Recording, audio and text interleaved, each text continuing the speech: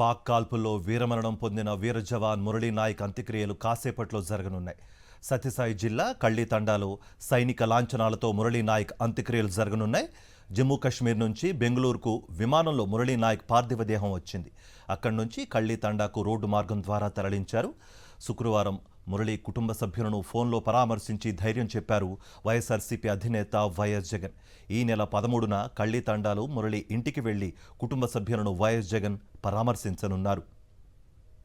పాక్ కాల్పుల్లో వీరమరణం పొందిన వీర జవాన్ మురళీ నాయక్ అంత్యక్రియలు మరి కాసేపట్లో జరగనున్నాయి. శ్రీ సత్యసాయి జిల్లా కళ్ళీ తండాలో సైనిక లాంఛనాలతో మురళీ నాయక్ అంత్యక్రియలు జరగనున్నాయి. జమ్మూ కాశ్మీర్ నుంచి బెంగళూరుకు విమానంలో మురళీ నాయక్ పార్థివ దేహం వచ్చింది. అక్కడి నుంచి కళ్ళీ తండాకు రోడ్డు మార్గం ద్వారా తరలించారు. శుక్రవారం మురళీ కుటుంబ సభ్యులను ఫోన్లో పరామర్శించి ధైర్యం చెప్పారు వైఎస్ఆర్సీపీ అధినేత వైఎస్ జగన్. ఈ నెల 13న కళ్ళీ తండాలో మురళీ ఇంటికి వెళ్లి కుటుంబ సభ్యులను వైఎస్ జగన్ పరామర్శించనున్నారు. ఇదే అంశానికి సంబంధించి మరింత సమాచారం మా ప్రతినిధి శివారెడ్డి అందిస్తారు. శివారెడ్డి, అంత్యక్రియలకు సంబంధించిన ఏర్పాట్లు ఎంతవరకు వచ్చాయి? మీ దగ్గరున్న సమాచారం ఏంటి?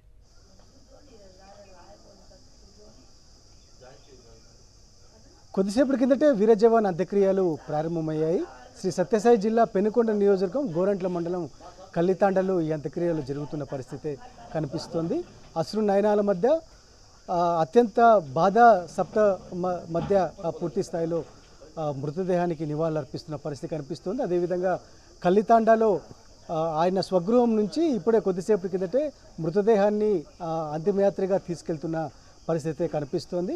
ఎందుకంటే నిన్న మృతదేహం చేరుకున్నప్పటి నుంచి ఇప్పటిదాకా దాదాపుగా చాలామంది ప్రజలు వస్తున్నారు, అంజలి ఘటిస్తున్నారు, శ్రద్ధాంజలి ఘటిస్తున్నారు. ఎందుకంటే దేశం కోసం ప్రాణాలు అర్పించిన మురళీ నాయక్ పూర్తి స్థాయిలో దిగ్భ్రాంతి వ్యక్తం చేస్తున్న పరిస్థితి ఎటు చూసినా కనిపిస్తున్న పరిస్థితి కనిపిస్తోంది. ఎందుకంటే భారత్ పాకిస్తాన్ మధ్య యుద్ధం మొదలైనది.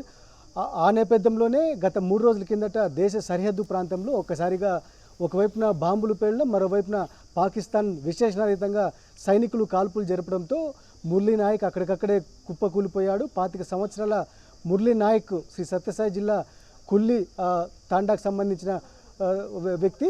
వీరు ఏదైతే రైతు వ్యవసాయ కూలీకి సంబంధించిన కుటుంబము, ఈ కుటుంబానికి సంబంధించి గ్రామంలో 2 ఎకరాలు ఉంది. అయితే వీరు ముంబైకి వలస వెళ్ళారు. అక్కడ వీరి తల్లిదండ్రులు నివసిస్తూ ఉన్నారు.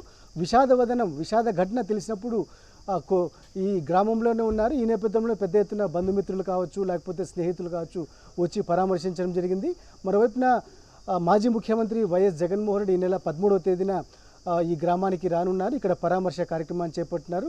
ఉదయం మాజీ మంత్రి ఉషా శ్రీచరణ్, అదేవిధంగా వైఎస్ఆర్ కాంగ్రెస్ పార్టీకి చెందిన మాజీ ఎమ్మెల్యేలు తోపుదుర్తి ప్రకాష్ రెడ్డి, అలాగే అత్తారి చంద్రభాష వంటి ప్రముఖులు కూడా వచ్చి పరామర్శించడం జరిగింది. మరోవైపున రాష్ట్ర ప్రభుత్వం నుంచి డిప్యూటీ సీఎం పవన్ కళ్యాణ్, అలాగే మంత్రి నారా లోకేష్, అదేవిధంగా ఇతర మంత్రులు కూడా అంతిమయాత్రలో పాల్గొంటున్న పరిస్థితి కనిపిస్తోంది. మొత్తం మీద అయితే ప్రతి ఒక్కరూ అంటే పార్టీలకు అతీతంగా, కులాలు మతాలకు అతీతంగా పూర్తి స్థాయిలో మురళీ నాయక్ మరణాన్ని ఖండిస్తున్న పరిస్థితి కనిపిస్తోంది. పాకిస్తాన్ దుశ్చరణను ప్రతి ఒక్కరూ దిగ్భ్రాంతి వ్యక్తం చేస్తున్న పరిస్థితి కనిపిస్తోంది. ఎందుకంటే ఒకవైపున ఉగ్రవాదులు పర్యాటకుల్ని కాల్చారు, దానికి ప్రతిగా రక్షణ కోసం కాల్పులు జరుపుతూ ఉన్న నేపథ్యంలో ఒకసారిగా దేశ సరిహద్దు ప్రాంతంలో ఎదురు కాల్పుల్లో మరణించడం పూర్తి స్థాయిలో విషాదం నింపుతున్న పరిస్థితి కనిపిస్తోంది. అందుకే కొద్దిసేపటి కిందటే గోరంట్ల మండలం కుల్లితాండకు సంబంధించి ఇక్కడ ఈ గ్రామం నుంచి ఇక్కడ స్వగ్రామం నుంచి ఇక్కడ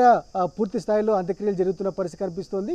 ఇక్కడ నివాసం సమీపంలోనే ఏర్పాటు చేసిన శ్మశాన వాటిక ఏదైతే వారికి సంబంధించిన పొలంలోనే ఖననం చేస్తున్న పరిస్థితి కనిపిస్తుంది. ఒకవైపున ప్రజలు, అదేవిధంగా ప్రజాప్రతినిధులు పూర్తి స్థాయిలో ఈ కార్యక్రమానికి పాల్గొంటున్న పరిస్థితి కనిపిస్తుంది. ఎటు చూసినా వందే మాత్రం, అదేవిధంగా పూర్తి స్థాయిలో జై హింద్ నినాదాలతో అంతిమ యాత్ర కొనసాగుతున్న పరిస్థితి కనిపిస్తోంది. కార్తీక్. రైట్ శివారెడ్డి.